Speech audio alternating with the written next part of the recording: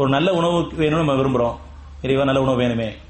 ஒரு ஹோட்டல் போகும்போது கூட சரி, அறிமுகமில்லாத ஹோட்டல் பயணங்களில் போகும்போது பிரார்த்தனையோட போகிறோம், நல்ல உணவு அமையணும்னு சொல்லிட்டு. அந்த பிரார்த்தனையின் காரணமாக அந்த உணவு நல்லபடியாக அமையுது. அப்படி அந்த உணவு சாப்பிட்டதுக்கப்புறம் அடுத்த முறை அந்த பிரார்த்தனை இருக்க மாட்டேங்குது. ஏன்னா அறிமுகமாயிட்டோம், ஹோட்டல் பேரை ஞாபகம் வச்சுக்கிட்டோம், அட்ரஸ்லாம் வாங்கிட்டோம், ஃபோன் நம்பர்லாம் வாங்கிட்டோம். இனி நம்ம அறிவை கொண்டு கூட்டு போகிறோம் மற்றவங்கள. ஆரம்ப காலங்களில் போன அந்த பிரார்த்தனை அந்த உள்ளச்சே கிடையாது. அடுத்த முறை போகும்போது அந்த உணவு அந்த ஒரு சுவையாக கிடையாது. அப்புறம் உணர வேண்டியது முதல் இறைவன் நம்பி வந்தோம், இப்போ மனிதன் நம்பி வர்றோம், அறிவை நம்பி வர்றேன், அந்த ஹோட்டலை நம்பி வர்றேன். இது எல்லாரும் அனுபவப்பட்டவங்க தான். அதுக்கப்புறம் சுவையில்லாமல் போனாலும் கூட பாவம் கேட்கறது பதில ஏதோ மாஸ்டர் மாறிட்டான் போல் இருக்கு, முன்ன மாதிரி இல்லைன்னு சொல்றோம். இதே மாதிரி ஒவ்வொரு வகையிலையும் நமக்கு நல்ல உணவுக்கான வழி அமையுது. இறைவனுக்கு திரும்புது, என் மனம் தூய்மை அடையும் போது அதுக்கான விளைச்சல் அவன் கொடுக்குறான்.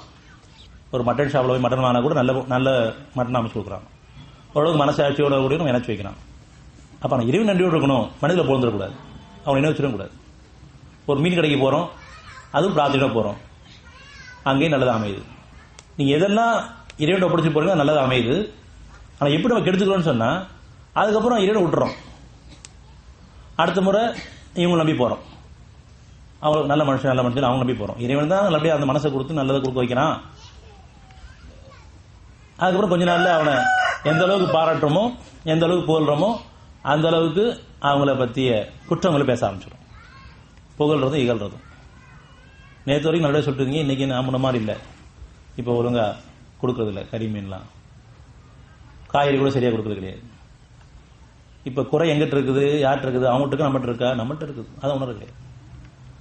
நான் இறைவன் நம்பினேன், இறைவன்கிட்ட கேட்டேன், அதை நடத்தி கொடுத்தான். அவன் கொடுத்ததுக்கப்புறம் நான் மனிதனை வச்சுட்டேன், அவங்கள பற்றி மற்றவங்க பெருசாக பேச ஆரம்பிச்சிட்டேன். எங்கே போனாலும் பிரார்த்தனை, அவங்க பிரார்த்தனை மட்டும் இல்லாத இருந்தாலும் உங்கள் இறைவன் உங்களுக்கு பொருட்படுத்திருக்கவே மாட்டான். ஆனால் நீங்கள் வரம் மீறிட்டு இருக்கிறீங்க, மனிதர்கள் இடம் வைக்கிறீங்க. நீங்கள் புகழவும் வேணாம், இகழவும் வேணாம், அவங்க நன்றியோடு இருந்தால் போதும். நம்ம புகழ்றதும் இகழ்றதும் இதுதான் பெரும்பான்மையான பேச்சுக்களும் செயல்களுமா இருக்கு. இதில் யாரும் நம்ம சுத்தமானவங்க கிடையாது. பாராட்டுறோம், புகழ்றோம், அல்லது இகழ்றோம், திட்டுறோம், மற்றவங்களை அவங்கள்ட்ட பற்றி புறம் பேச ஆரம்பிக்கிறோம். ஒவ்வொரு நாளும் வாழ்க்கையில் நடந்துட்டு இருக்க விஷயங்கள் எல்லாம் கவனம் வேணும். அகப்பார்வையான கவனம் தான் இதில் பிரித்து வைக்கப்பட்டு இருக்கும். நன்மையெல்லாம் என்னிடம் வர்றது, தீமையெல்லாம் நான் சம்பாதிக்கிறது. அப்படி நம்ம நன்மை அடைஞ்சுன்னு சொன்னா இறைவன் போந்துருது, எல்லா போலும் இருக்கு. அப்படி சொல்லும்போது அங்கிருந்து இன்னும் நன்மையில் விளைய ஆரம்பிக்கும்.